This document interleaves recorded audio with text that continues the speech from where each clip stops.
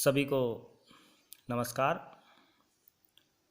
आज हम आपके लिए हिंदी व्याकरण से अति महत्वपूर्ण टॉपिक लेके आए हैं। देखिए, किसी भी प्रतियोगिता परीक्षा में जिसमें हिंदी व्याकरण पूछी जाती है, वहाँ पर संधि, समास, अलंकार और रस बहुत बार पूछे गए हैं। तो आप वीडियो को शुरू से अंत तक देखिए। तो आज का हमारा टॉपिक है रस, जो आपको समझने के लिए एक एक बात को आपको ध्यान से सुनना होगा और देखना होगा। उच्चतर शिक्षाओं में, हिंदी कक्षाओं में रस को समझाया जाता है। तो आप ध्यान देंगे और इसको लिखेंगे ताकि आपको कभी भी रस समझने में, लिखने में कोई असुविधा न हो। तो शुरू करते हैं। रस किसे कहते हैं, क्या होता है? रस का शाब्दिक अर्थ है आनंद। देखिए, रस का शाब्दिक अर्थ है आनंद, यानी खुशी। आपको खुशी, आनंद हर जगह मिलती है। साहित्य में भी आनंद मिलता है, वही रस है। यहीं से समझ सकते हैं आप। काव्य को पढ़ने या सुनने से जिस आनंद की अनुभूति होती है, उसे रस कहा जाता है। जब आप काव्य पढ़ते हैं, कोई रचना पढ़ते हैं, संगीत की बात हो या किसी ऐसे कविता की बात हो जिसमें आपको विशेष अनुभूति होती है, वही अनुभूति रस है, जहाँ आपको आनंद मिलता है। तो आज हम उसको समझेंगे और आत्मसात करेंगे, क्योंकि यह हमारे हृदय से जुड़ा हुआ भाव है। देखिए, भोजन रस के बिना निरस है।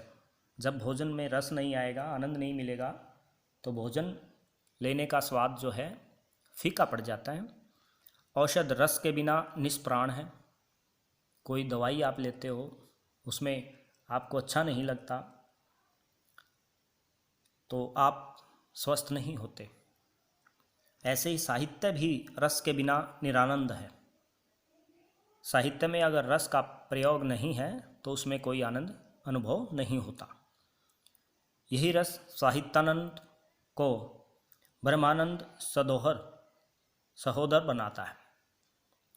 यानी ब्रह्म रूपी जो आनंद मिलता है, आत्मा का परमात्मा के साथ जो भाव पैदा होता है, उसके समान आनंद जो मिलता है साहित्य में, वही रस है। तो देखिए, पढ़ते हैं। रसात्मकम वाक्यम काव्यम, अर्थात रस ही काव्य की आत्मा है। रस ही काव्य की आत्मा है, कह सकते हैं। रस के 4 अंग हैं। कौन कौन से हैं? स्थायी भाव, विभाव, अनुभाव, व्यभिचारी भाव। ये 4 अंग विशेष रूप से आपको समझने हैं। देखिए, सबसे पहले पढ़ेंगे स्थायी भाव। स्थायी यानी कोई भी चीज़ स्थायी होती है, परमानेंट। जब आपको साहित्य पढ़ने में शुरू से अंत तक जो भाव आपका बनता है, वही स्थायी भाव है। और यहाँ देखिए आप, रस के मूलभूत कारण को स्थायी भाव कहते हैं। यानी जो आनंद आपको मिला है, उसका कारण क्या है? जो आपके भाव जगे हैं, वही बने रहते हैं, वही स्थायी भाव हैं। जैसे काव्य, मान लो, हास्य रस उत्पन्न करता है। काव्य को पढ़ने से आपको हंसी आती है और वो अंत तक बनी रहती है, तो वो हास्य रस हो जाएगा। वहाँ स्थायी भाव हास्य हो जाएगा। पंडित जगन्नाथ ने रस गंगाधर अपने ग्रंथ में इस प्रकार की परिभाषा दी है: जिस भाव का स्वरूप सजातीय विजातीय भावों से, यानी उससे मिलते हों या ना मिलते हों, उन भावों से तिरस्कृत ना हो, यानी उनसे दूर ना हो, सकें तब तक रस का आस्वाद हो, अंत तक उसका आस्वाद, उसका स्वाद, उसका मज़ा जो है आप ले सकते हो, तब तक जो वर्तमान रहे, यानी वो उसमें मौजूद रहे, तो वो रस स्थायी भाव है। आसान शब्दों में अगर कहें तो हम यहाँ से कह सकते हैं मन का विकार भाव हैं, और उन भावों को आप साहित्य पढ़ते समय या संगीत सुनते समय अंत तक संभाल पाते हैं, वही आपका स्थायी भाव है। भरतमुनि ने अपने नाट्य शास्त्र में भावों की संख्या 49 कही है, जिसमें 33 संचारी भाव, व्याभिचारी या संचारी भाव, 8 सात्विक और शेष 8 स्थायी भाव हैं। देखिए, भरतमुनि के अनुसार स्थायी भाव जो हैं 11 माने गए हैं। रति, हास, शोक, क्रोध, उत्साह, भय, घृणा, आश्चर्य, निर्वेद, रति, वात्सल्य रति और अनुराग। अब आप विचलित हो चुके होंगे ये सुनकर कि ये क्या पढ़ रहे हैं, तो मैं आपको बता दूं, ये वही स्थायी भाव हैं जो हमने ऊपर बात की। किसी साहित्य को पढ़ते समय रति यानी प्रेम भाव, मान लो कोई कविता है जिसमें प्रेम की बातें हैं, जैसे गोपियों और श्री कृष्ण से संबंधित सूरदास ने बड़े अच्छे व्याख्यान किए हैं, तो वो हमारे अंदर अंत तक बने रहते हैं। ऐसे ही हास यानी हंसी, शोक यानी दुख, क्रोध, गुस्सा, ऐसे जो भाव हमारे बने रहते हैं किसी रचना को पढ़ते समय, तो वही स्थायी भाव हैं। आगे दूसरा अंग है विभाव। हमने स्थायी भाव को पढ़ा जो शुरू से अंत तक रहते हैं हमारे, वो भाव। अब हम पढ़ते हैं विभाव, जो व्यक्ति, पदार्थ अथवा बाह्य विकार अन्य व्यक्ति के हृदय में भावोद्रेक करता है, यानी भावों को जगाता है। भावोद्रेक होता है भावों को जगाना। बाह्य व्यक्ति या पदार्थ, कोई भी दूसरा, कोई भी वस्तु की बात करें या कोई भी विकार की बात करें, जो व्यक्ति के हृदय में भावों को जगाता है, उन कारणों को विभाव कहा जाता है।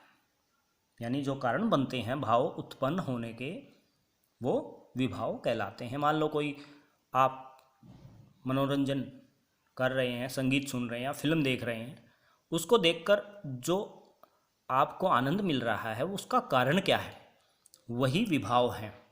ध्यान रखना है, वही विभाव है। दूसरे शब्दों में रस में भावों के कारण को विभाव कहा जाता है। आसान शब्दों में परिभाषा दी है, रस में जो भाव उत्पन्न होते हैं उसके कारण को विभाव कहा जाता है।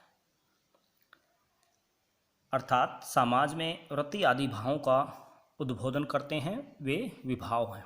यानी प्रेम, समाज में प्रेम भावना जो उत्पन्न होती है, उनका उद्बोधन, उनका जो कारण बनता है वो विभाव है। विभाव के भेद हैं, अति आवश्यक है समझने, आलंबन और उद्दीपन, दो भेद हैं। आलंबन देखिए, आलंबन का शाब्दिक अर्थ है सहारा। जिसका सहारा पाकर स्थायी भाव जगते हैं, यानी जिसका आलंबन पाकर स्थायी भाव जो है हमारे उत्पन्न होते हैं, आलंबन विभाव कहलाता है। जैसे नायक नायिका, फिल्मों में आपने देखा होगा, नायक या नायिका हीरो हीरोइन को देखकर एक दूसरे के प्रति लगाव उत्पन्न होता है, वही उनका सहारा होता है, तो आलंबन विभाव कहलाता है। इसके दो पक्ष हैं, आश्रयालंबन और विषयालंबन। तो देखिए, इसको समझने के लिए आपको समझना होगा आश्रयालंबन क्या है। जिसके मन में भाव जगे वह आश्रयालंबन, यानी आश्रय बन जाता है, वो आश्रित है दूसरे पर। जिसके प्रति, जिसके कारण मन में भाव जगे वह विषयालंबन, यानी जिस विषय वस्तु को देखकर उसके मन में भाव उत्पन्न होते हैं वही आश्रयालंबन होता है। और जिसके प्रति जगते हैं भाव, जिस कारण से, वो विषयालंबन है।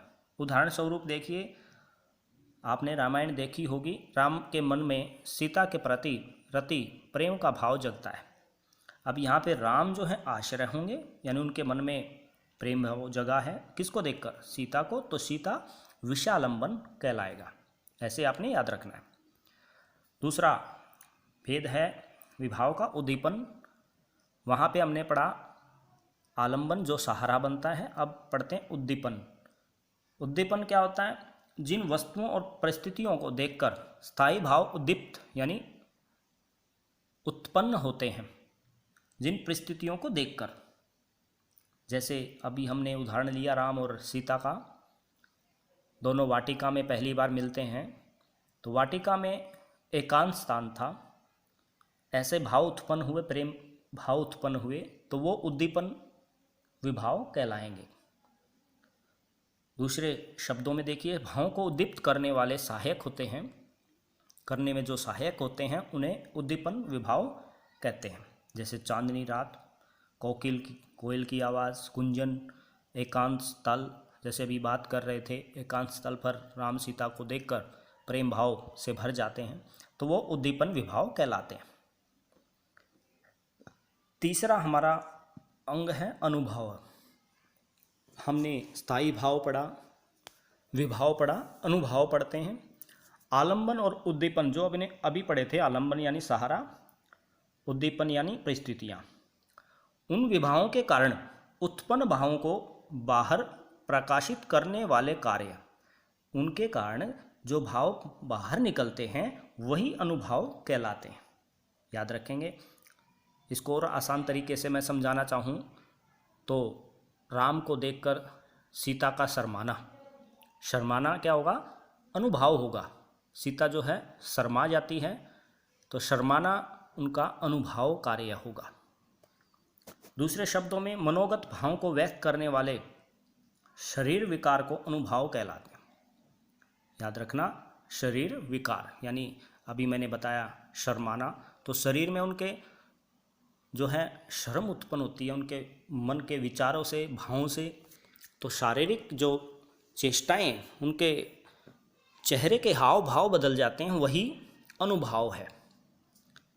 तो इसमें दूसरे शब्दों में भी लिख सकते हैं आप, जो भावों का अनुगमन करते हों, जो भावों का अनुभव कराते हों, उन्हें अनुभाव कहलाते हैं।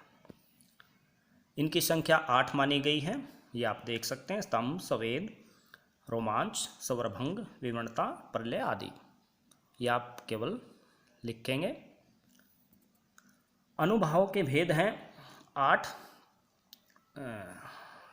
अभी हमने पढ़े जो अंग थे अनुभाव के, अब भेद पढ़ते हैं। अनुभाव के 4 भेद हैं, कायिक, वाचिक, मानसिक, आहार्य और सात्विक। इसको समझने के लिए ध्यान रखें कि कायिक शरीर से संबंधित है, शारीरिक चेष्टाओं से संबंधित हैं। वाचिक वचन यानी आपकी वार्तालाप से संबंधित है। मानसिक मन से संबंधित है। आहार्य का मतलब होता है बनावट, यानी जो बनावटी वेशभूषा वगैरह है या और कुछ दिखावटीपन आप करते हैं, चेष्टाएं दिखाते हैं, वो अनुभाव का भेद है। सात्विक स्वाभाविकता, जो हमारे हृदय में, जो हमारे किसी भी व्यक्तिगत चरित्र में स्वाभाविकता होती है, वही सात्विकता है। तो ये 4 भेद हैं, ये केवल नाम लिखेंगे आप। चलते हैं व्यभिचारी संचारी भाव। अंतिम अंग है व्यभिचारी या संचारी भाव। मन में संचरण करने वाले या आने जाने वाले भावों को संचारी या व्यभिचारी भाव कहते हैं। आने जाने वाले, बीच बीच में हमारे मन में कोई ना कोई विचारधारा, कोई ना कोई मन में विचार आता जाता रहता है, वही विचार या भाव संचारी भाव कहलाते हैं। संचारी का मतलब संचार होता है, इधर से उधर पलायन करना, जाना आना। तो व्यभिचारी संचारी भाव स्थायी भावों के सहायक होते हैं। यहाँ से आप ध्यान रखेंगे, स्थायी भाव यानी जो परमानेंट भाव हमारे बने रहते हैं, चाहे वो शांत रस हो, शांति की बात हो, क्रोध की बात हो, उनके सहायक बनते हैं, अनुकूल परिस्थितियों में घटते बढ़ते रहते हैं, वही व्यभिचारी या संचारी भाव कहलाते हैं। जैसे निर्वेद, शंका, आलस्य, स्त्रियां या नीच पुरुषों की बात करें तो उनमें संचारी भाव दिखाई देते हैं। इनकी संख्या जो है 33 मानी जाती है, ध्यान रखेंगे। ये हमने लिखी हुई है, इनको आप केवल पढ़ें। समझें। आगे चलते हैं। अब विशेष जो बात है समझने की वो है रस के प्रकार। रस के प्रकार 9 माने गए हैं वैसे वास्तव में, लेकिन 2 प्रकार बाद में ले लिए गए, वात्सल्य और भक्ति रस। फिर कुल मिलाकर 11 भेद हो जाते हैं। पहले इसके 9 भेद माने जाते थे, अब 11 भेद माने जाते हैं। श्रृंगार रस, हास्य रस, करुण रस, रौद्र रस, वीर रस, भयानक रस, विभत्स रस, अद्भुत रस, शांत रस, वात्सल्य और भक्ति रस। इनको समझने के लिए वैसे याद रखें आप। श्रृंगार में प्रेम भावना, हास्य में हंसी मजाक, करुणा में करुणा, रौद्र में क्रोध, वीर में वीरता, भयानक में भयानकता, विभत्स में घृणा, अद्भुत में आश्चर्य, शांत में शांति, वात्सल्य में बच्चे के प्रति माता पिता का प्रेम, भक्ति में प्रभु के प्रति भगत का प्रेम। ऐसे आप इन शब्दों को याद रख सकते हैं। इनको समझने के लिए आपको जो जरूरी है, बहुत ही आवश्यक है, वो बात है स्थायी भाव। इनके स्थायी भाव आपको पता होने चाहिए।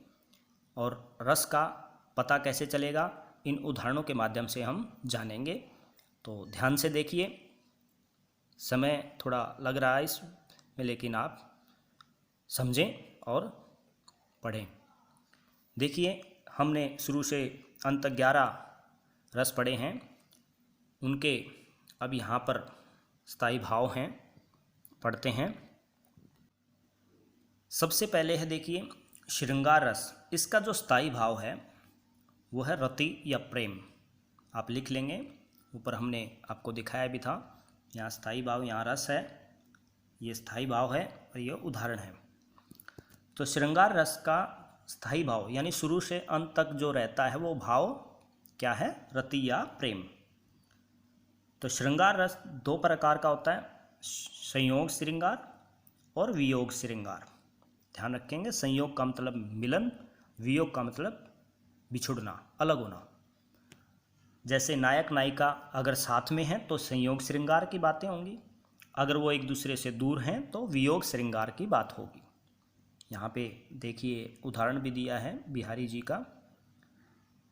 बतरस लालच लाल की, मुरली धरी लुकाए, सोहों कहीं बहोनी हंसई, देन कहीं नटी जाए। बिहारी जी कहते हैं श्री कृष्ण और राधा के संयोग श्रृंगार की बात की गई है कि बातों बातों में वो राधा जो है श्री कृष्ण की मुरली को छुपा लेती है और सौं करती है, यानी सौगंध खाती है, हंसती है, देने की बात कहती है तो मना कर दे, नटी जाए यानी मना कर देती है। तो आपस में जो प्रेम भाव है वो संयोग भाव की बात है। ऐसे ही वियोग भाव जो है आपने कक्षाओं में पढ़ा होगा, सूरदास की कविताओं में।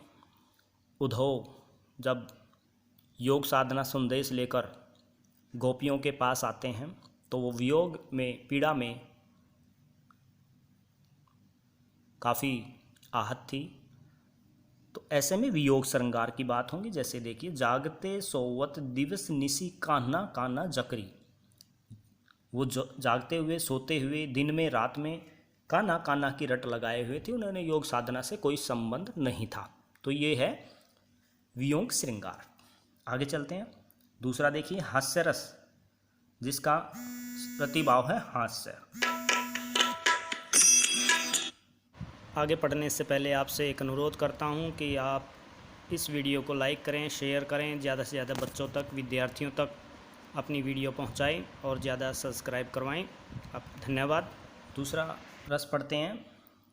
देखिए हास्य रस, जिसका स्थायी भाव है हास यानी हंसी। हृदय में जब आपको खुशी महसूस हो, हंसी आए।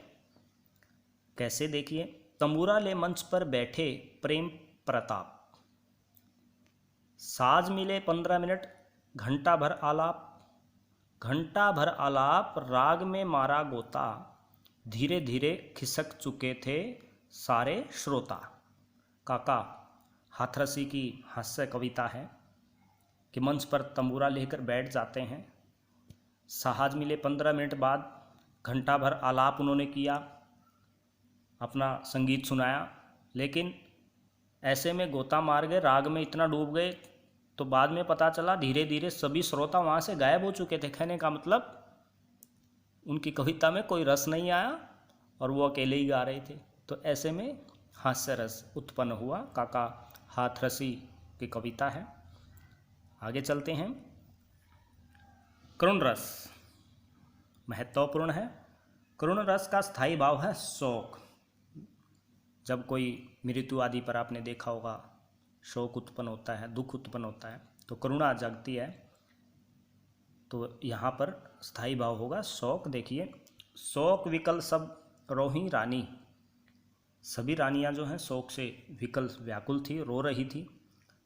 रूपु शीलु बलु तेजु बखानी। रूप का, शील गुणों का, उनके बल का, तेज का व्याख्यान कर रही थी। करई विलाप अनेक प्रकार से विलाप करते हुए ऐसा कर रही थी। यानी कोई योद्धा मारा जाता है, उनके बल के बारे में बता रही। परई भूमि तल बारही बारह, और बार बार भूमि पर गिर रही थी, पड़ रही थी, रो रही थी। तो ऐसे में शोक भावना दिखाई देती है। करुणता, करुण रस वहाँ पर होगा। ऐसे आपसे एक प्रश्न पूछा जाएगा, इन पंक्तियों में कौन सा रस है, तो आप पढ़ के पता लगा सकते हैं। यहाँ पे दुख की बात है, शोक की बात है, तो करुण रस। ऐसे ही वीर रस देखिए, उत्साह इसका स्थायी भाव होगा। वीर तुम बढ़े चलो, धीर तुम बढ़ चलो, सामने पहाड़ हो कि सिंह की दहाड़ हो। यहाँ वीरता की बात है। रानी लक्ष्मीबाई की आपने वो कविता पढ़ी होगी, सुभद्रा कुमारी चौहान की, अकेली मर्दानी खूब लड़ी वह के मर्दानी झांसी वाली रानी। तो वो वीरता की बातें आप वीर रस में लेंगे, और इसका स्थायी भाव है उत्साह। जब उत्साह होता है, वीर तुम बढ़ चलो, धीर तुम बढ़ चलो, सामने पहाड़ों की सिंह की दहाड़ हो, तुम कभी रुको नहीं, तुम कभी झुको नहीं। द्वारिका प्रसाद माहेश्वरी की कविता है। तो यहाँ पे उत्साह भाव है। आगे ही चलते हैं। रौद्र रस यानी क्रोध, स्थायी भाव होगा क्रोध। जब क्रोध भावना उत्पन्न हो। श्री कृष्ण के वचन सुनकर अर्जुन क्षोभ से जलने लगे। सब शील अपना भूल कर करतल युगल मलने लगे, मतलब अपने हाथों को मलने लगे और शत्रु को मारने के लिए विचलित हो उठे। क्रोध आ गया उनको। गीता सार से ये बातें मैथिली शरण गुप्त ने बनाई हैं, लिखी हैं। तो रौद्र रस वहाँ पे होगा। आगे चलते हैं। भयानक रस भय, जहाँ पे भय डर उत्पन्न हो। उधर गरजती सिंधु लहरियाँ कुटिल काल के जालों सी, चली आ रही फैन उगलती फन फैलाए व्यालों सी।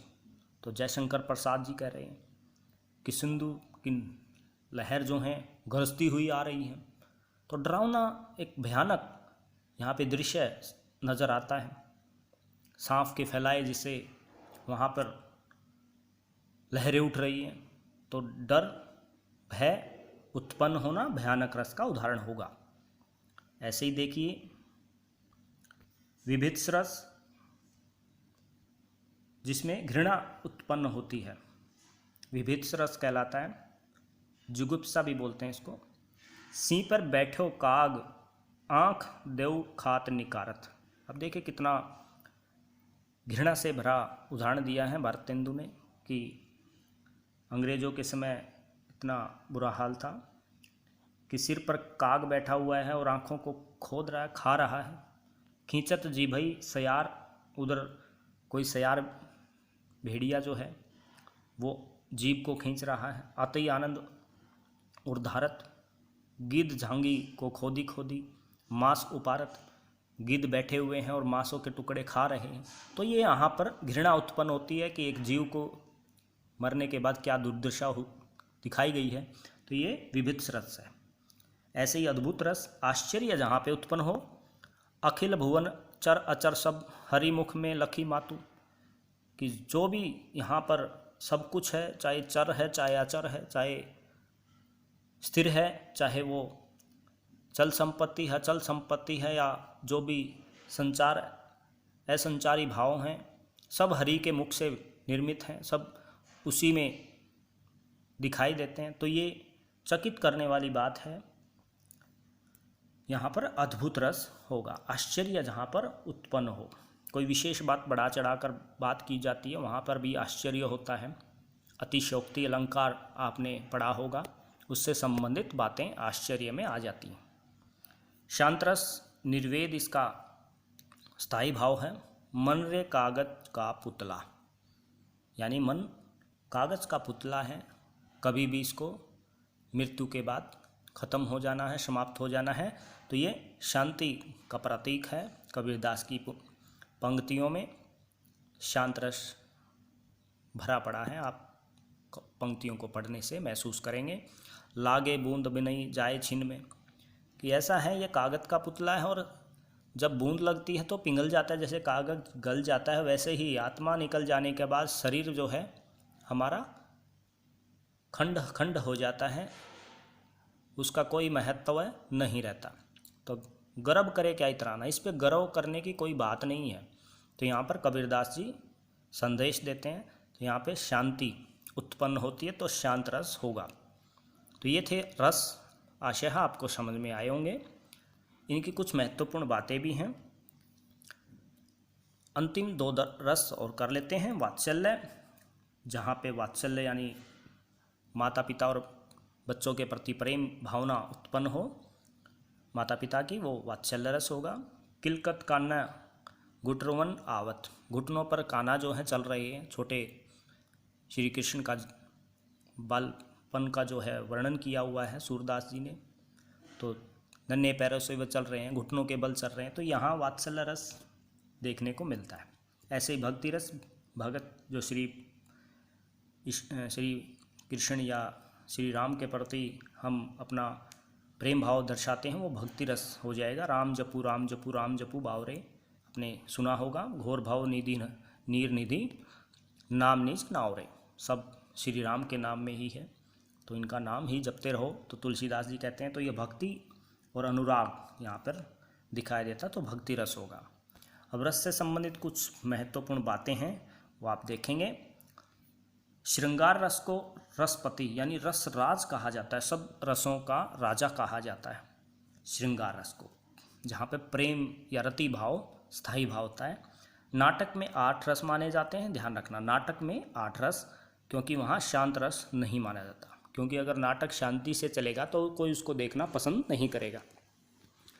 भरत मुनि ने रसों की संख्या 8 मानी है, बाद में मैंने बताया शांत रस और 2 वात्सल्य और जो भक्ति रस था वो मिला दिया गया था। भरत मुनि ने केवल 8 रसों की चर्चा की है, पर आचार्य अनिभवगुप्त ने, अभिनव गुप्त होगा यहाँ पे, नवमोपि शांतो रस कहकर 9 रसों का काव्य में स्वीकार किया है। शांत रस को उन्होंने शामिल किया। श्रृंगार रस के व्यापक दायरे को देखते हुए वात्सल्य और भक्ति रस भी आ जाते हैं। वर्तमान में हम इनकी संख्या 11 कह सकते हैं। तो ये रसों से संबंधित कुछ महत्वपूर्ण बातें थी, आपने सुनी। आशा है आपने ये टॉपिक जो है समझ आया होगा। कमेंट ज़रूर करें, लाइक करें, अच्छा लगे शेयर करें, ताकि ज़्यादा से ज़्यादा बच्चों तक, विद्यार्थियों तक इनके उदाहरण और रस का जो हमारा टॉपिक है वो समझ आ सके। आपका बहुत बहुत धन्यवाद। नमस्कार।